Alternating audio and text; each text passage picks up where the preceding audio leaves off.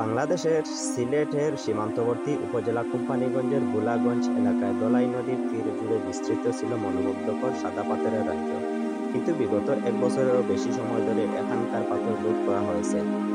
বিশেষ করে সাম্প্রতিক সময়ে মাত্র 1 সপ্তাহে গোলাগঞ্জ সাদা পাথর থেকে 2 লাখ ঘনফুট সাদা পাথর লুট করা হয়েছে, যার বাজার মূল্য আনুমানিক 200 কোটি থেকে 250 কোটি টাকা। একই সঙ্গে প্রায় 6 লাখ ঘনফুট বালুও লুটপাট করা হয়েছে, যার বাজার মূল্য প্রায় 240 কোটি টাকা। এই ভয়াবহ লুটপাট শুধু অর্থনৈতিক ক্ষতির দিক থেকেই নয়, পরিবেশগত দিক থেকেও মারাত্মক হুমকি হয়ে দাঁড়িয়েছে। প্রাকৃতিকভাবে পাথর কিভাবে তৈরি হয় এবং সাদা পাথর কি আগের মতো সুন্দর হওয়া সম্ভব সে সম্পর্কে আলোচনা করা হবে আজকের ভিডিওতে। তাই নতুন হলে অবশ্যই চ্যানেলটি সাবস্ক্রাইব করে পাশে থাকবেন।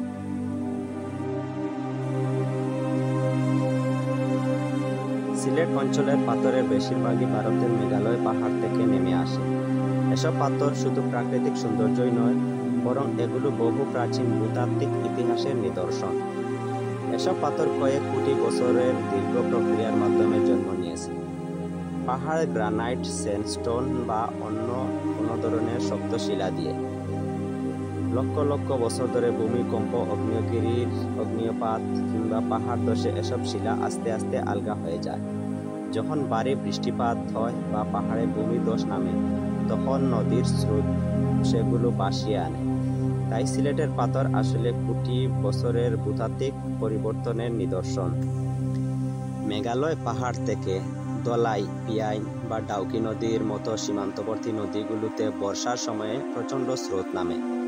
ছোট ছোট কঙ্কর বা মাঝারি আকারের পাথর সহজেই এসব স্রোতের সাথে ভেসে আসে। এসব নদীর ভেতর কিংবা নদীর তীরে বিশাল শিলাখণ্ড দেখা যায়, যার আমরা অনেকেই মনে করি এসব পাথরেরও প্রাণ আছে এবং এরা সময়ের সাথে সাথে বড় হয়। কিন্তু ব্যাপার মোটেও সেরকম নয়। পাথর মূলত জড় পদার্থ এবং এগুলো বড় হয় না, বরং সময়ের সাথে সাথে নদীর স্রোত বা পাথরের ঘর্ষণে ছোট হয়ে যায় অথবা বালু আকারে পরিণত হয়।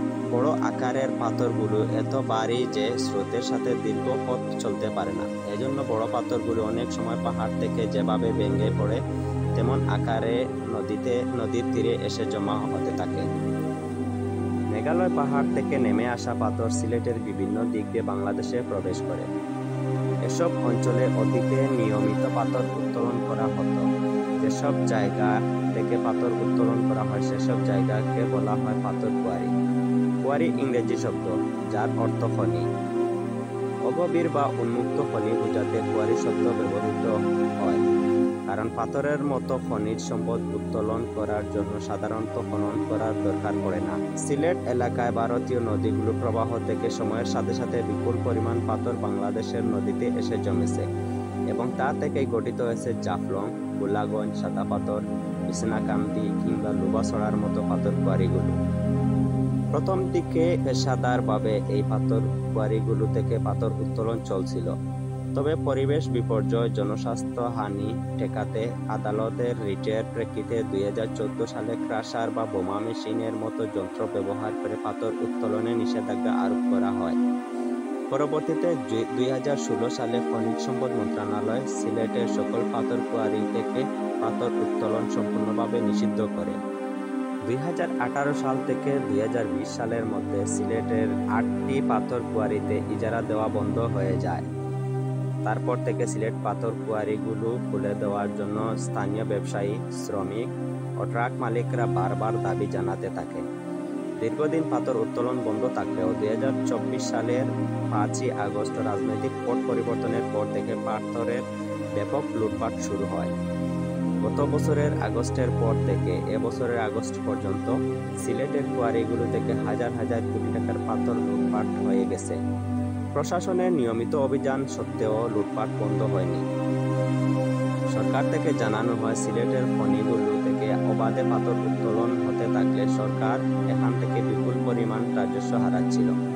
সে কারণে প্রায় 8 বছর বন্ধ থাকার পর 2025 সালের জানুয়ারিতে বিদ্যুৎ, জ্বালানি ও খনিজ সম্পদ মন্ত্রণালয় সিলেটের পাথর কোয়ারিগুলোর উপর থেকে সকল নিষেধাজ্ঞা তুলে নেয়। তারপর থেকে সিলেট সহ সারা দেশে বন্ধ থাকা সকল পাথর ও বালুমহল থেকে অবাধে পাথর, বালু ও সাদামাটি উত্তোলন শুরু হয়। পাথর উত্তোলন করা যেমন পরিবেশের জন্য ক্ষতিকর, একইভাবে দীর্ঘদিন পাথর উত্তোলন না করাও ক্ষতিকর। সেক্ষেত্রে নদীর নব্যতা কমে যায়। পাথর ব্যবসায়ীদের অভিমত হলো কয়েক বছর কোয়ারি বন্ধ থাকা এবং পাথর উত্তোলন না করার কারণে নদীর প্রবেশমুখে স্তূপ আকারে পাথর আটকে আছে। এতে পানির স্বাভাবিক প্রবাহ বাধাগ্রস্ত হয়ে নদীর গতিপথ পরিবর্তিত হয়েছে। কিন্তু রাজনৈতিকভাবে প্রভাবশালী অসাধু চক্র প্রাকৃতিক ভারসাম্যের কোনো তোয়াক্কা না করে সাদা পাথরের প্রায় শতভাগ পাথর লুট করেছে। শুধু সাদা পাথর বা বড় বড় কোয়ারিগুলোতেই নয়, এর বাইরেও ছোটখাটো প্রায় সমস্ত জায়গা থেকে নির্বিচারে পাথর উত্তোলন করা হয়েছে। জানা যায় অতীতে ভারত থেকে আসা এসব পাথর আবার ভারতের কাছেই বিক্রি করত বাংলাদেশ। সিলেটের পাথর ব্যবসায়ীদের দাবি, পাথর উত্তোলন বন্ধ থাকার কারণে ভারত থেকে প্রচুর পরিমাণ পাথর আমদানি করতে হয়েছে। এর ফলে দেশের ডলার সংকট আরও বেড়েছে।